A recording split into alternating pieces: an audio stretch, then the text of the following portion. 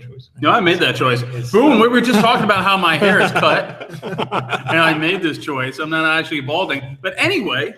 Welcome to Thunder Nerds. I'm Brian Ant. And I'm Frederick Philip von Weiss. And you are consuming the Thunder Nerds, a conversation for the people behind the technology that love what they do. And do web good. Boom. Hey, come on in.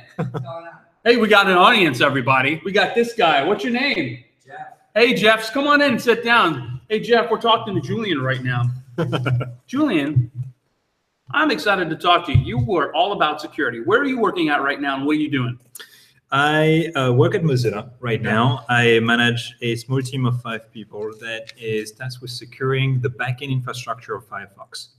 Mm-hmm. So that's when you use Firefox on your laptop, you actually talk to a number of services that are hosted by Mozilla to keep your Firefox secure, to manage your account system, to synchronize your bookmarks if you want to. All that stuff is a massive infrastructure hosted in the cloud. And my job and the job of my team is to keep that safe. Excellent. Okay. So more importantly, though, do you use Firefox personally or Internet Explorer? Well, what's the right answer? I use Firefox nightly. Yes, there you go. Yes. Ahead of the curve by about 12 weeks. And the logo looks way better. I don't know. I like that's that. I think so too. And you also authored a book, right? That's correct. I wrote a book about, but essentially what my team does at Mozilla. So it's called Securing DevOps. Mm-hmm. It should be printed anytime now over the next few weeks, I hope. Nice. And who's publishing this? Manning Publications. Yeah.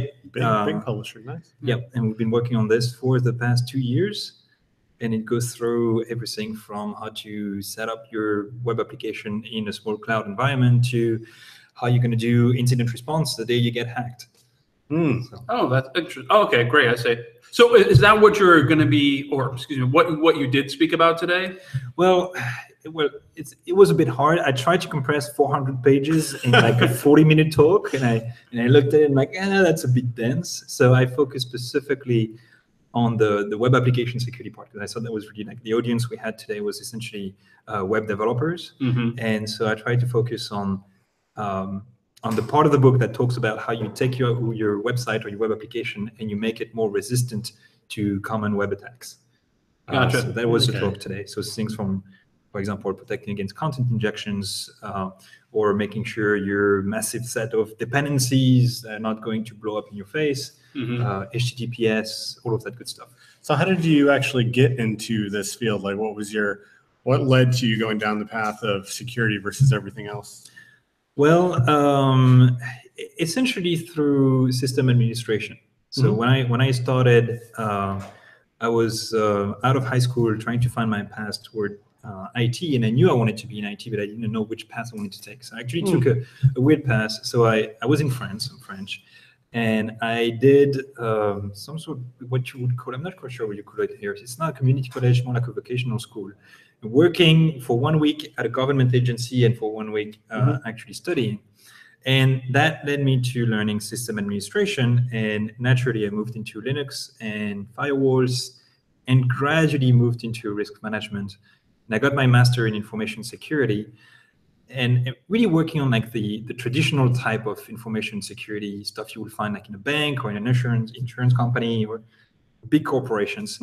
But that's essentially the kind of IT that moves very, very slowly. And I wanted to move fast. I wanted to do stuff that moved fast. Sure. And so I started to be interested into DevOps and how we build applications and deploy applications faster. Something that blew my mind is the Instagram story from a few years ago and how a team of 10 people actually sold a company for $1 billion. Oh, yeah. And how did they do that? Like it's such a big infrastructure.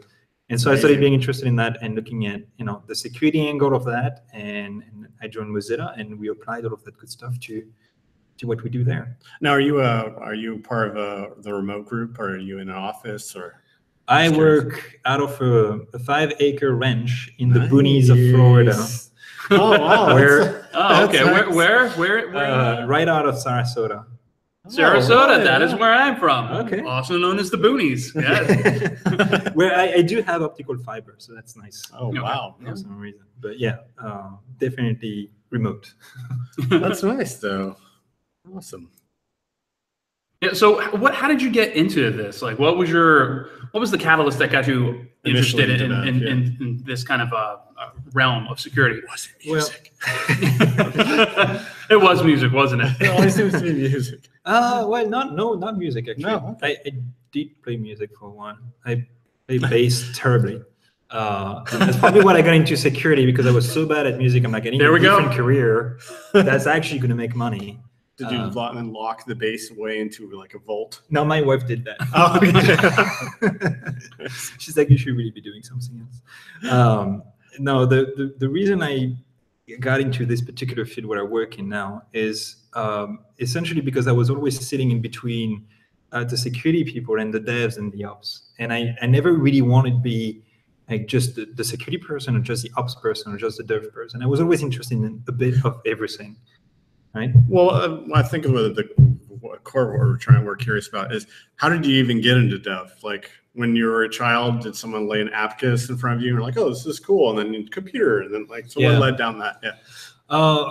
Probably through video games mostly, like most people playing Counter-Strike. Back in the 90s, the first versions of Counter-Strike. Actually, the first internet game I played was the first version of GTA, where you had to dial up and you could do a top-down view. Was that the top-down view? Yes, it was. And if you wanted to play with somebody else, you actually had to code the phone number when you dial up to link up the two games together. Really? And wow! Yeah, there was no server. It was a direct. You could do that. You could do that in the original ones, like 1998 or something like that. That's fun.